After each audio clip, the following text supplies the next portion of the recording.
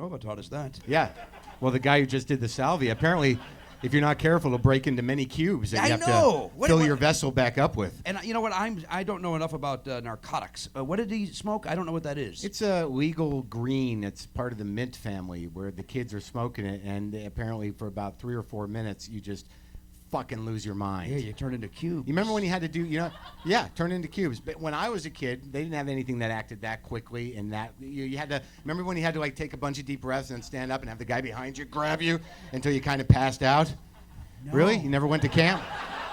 No, I'm a yes and guy. I like to agree with that. Well, how about this? I don't know what you're talking about.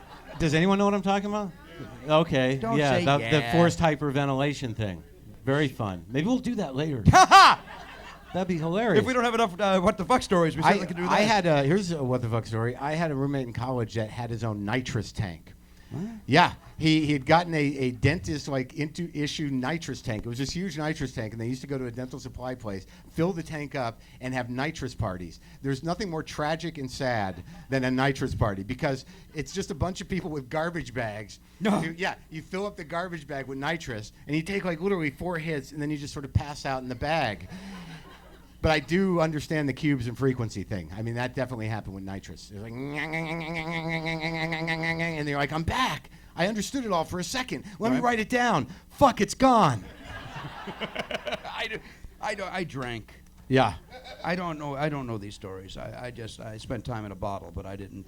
Did you stop I don't that? mean the Jim Croce song. Do you still drink? Or? No, 10 years ago, July 18th of '99. Congratulations. Thank you very much. Yeah, that's terrific. Good for you. Sure, yeah. That's a lot, 10 years of sobriety. Yeah, but and he's married and has children. But young people don't understand that. Hey, pussy doesn't drink. Yeah. They don't get it. They will when they become 10 adults. years later when they're going, hi, my name's John. And right. Yeah, when I was younger, I really thought I had it by the, Yeah. So, yeah. Can we go there? You want to talk about it? What do you mean? What part? Because you came at me as if something big was going to happen. You did. Can we go? And then you came right in. Yeah. Like a very aggressive but touchy Charlie Rose. Yeah. And you were like Leo Buscaglia and Charlie Rose combined. Young people do not know who Leo Buscaglia is. Why would I choose a Leo Buscaglia reference? I'll tell you why. Because you're on the same psychic wavelength as what happened in this room. My brother, Craig, the poor kid, when he was like 12 or 13, he started reading Leo Buscaglia books.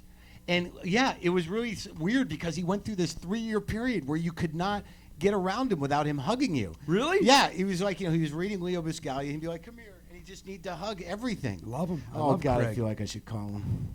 How often do you talk to Craig? Huh? How often do you talk to this guy? Now a lot. I talk to him a lot, yeah. So it's every day? I've been talking to him every day. Really? But for a while there, I wasn't talking to him a lot because he had this other friend, Mike, who was his go-to guy. So I had to fucking deal with, all right, well, you just let Mike be your fucking brother then. And I don't think it's unfair to say something like that to your brother. So he dealt with Mike for a while. And What happened to Mike? Did they have a falling out? I don't think so. I just think Mike can't address what he's going through right now, so now he's got to go to his brother, and now it's my job to go, well, why don't you go fuck yourself? Right. Maybe you should go talk to Mike about this. I don't disagree with you. I think you're in the right here. I did not do that. I said, what's the matter, buddy? But what I want to talk about is Mike. Yeah, I have my problems with Mike, too. Right? I mean, when push comes to shove, that's why you're mad at your brother. You never cared for Mike. You don't understand why they were friends. Yeah, that's probably true because Mike is like kind of like Mr. Successful, good-looking guy. He's got everything going on, and my brother insists he has problems, but I never saw them. No, not Mike. Yeah, and I really tried to turn Craig against Mike, and that didn't work. He chose turned Mike against you. Huh? He turned against That's you. right. That's right. But I guess Mike doesn't. Fuck Mike. I'm back in. That's all I know. Mike is out. Mark is back in. Doesn't sound like Mike's as out as you think he is. I think Mike still is there a little bit. Really? How the fuck do I know? I thought that'd get a bigger laugh. I'm not gonna lie to you. I thought when I said how the fuck I do thought I we know, had a good thing going because we drove it into a ditch and then you pulled it out. and then I thought it was. Yeah, you thought it would be bigger. And then it was kind of like, hey. Yeah. Right. Go ahead. You want to? It's raining out and everyone's had to deal with other people who are afraid of puddles in their car for a week. I know. I mean, I come from the East Coast where we drive in fire. Right. Yeah. I love those stories. Like I'm from a place where the fire comes out of the sky and we drive in it. No, it doesn't. So okay, let's not go crazy. We got to bring Jeff. I know out we here, got a whole thing. And he's here, by the way. Yeah, I know. What happened? You did warm up for Conan O'Brien. I was the warm-up performer for Conan O'Brien. Let's set it up though. You felt like you were set. You were in. You had health insurance. Everything I got was covered. the call, back in late May.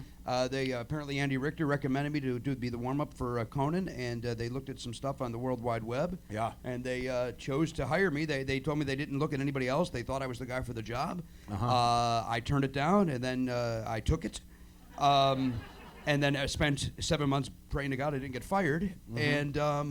And then I thought I was set. I thought I was in 50, like we all did. The entire crew. My friend said, "Hey, it's the Tonight Show. You could retire with this job." No, they're never gonna fire the host of the Tonight Show. Wah, wah. I mean, what the? Sure, what the fuck? I mean, it doesn't get more what the fuck. Than that. I mean, that's in stone.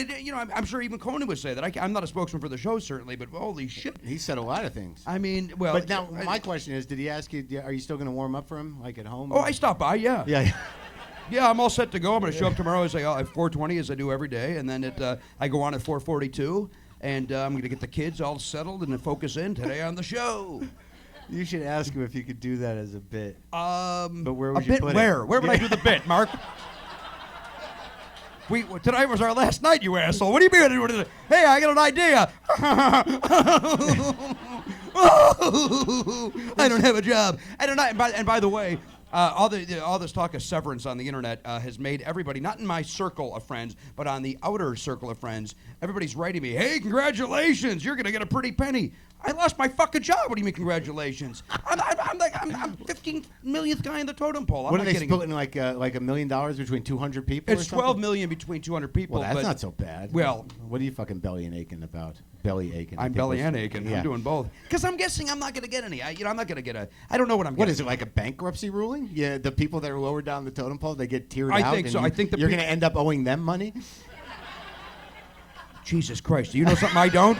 Because I wouldn't be, listen, Conan O'Brien's the greatest boss I ever worked for, but I will say this, I would not be surprised if NBC, someone turned it around, "Hey, that warm-up guy, have him give us $10. We gave him a stage every goddamn day. He's lucky to perform on this." But you know what? I was thinking about it today with my beautiful wife. I grew up dreaming of hosting the Tonight Show, and I was actually in a great position that I got to go on that stage for 7 months. And continue dreaming. That's awesome. You fucking... It was a nice thing, you cocksucker. You just can't let anybody enjoy themselves. You can't. That's why your brother... I'm on Mike's side. I'm on Mike's side. And I'm on Craig's side. They were right to cut you fucking loose. They tried to feel good. "Hey, Mark, I got a little something. I go fuck yourself." And then they hang... No. You're a bad man. You're a bad man. I think what this does for us, though, is I think...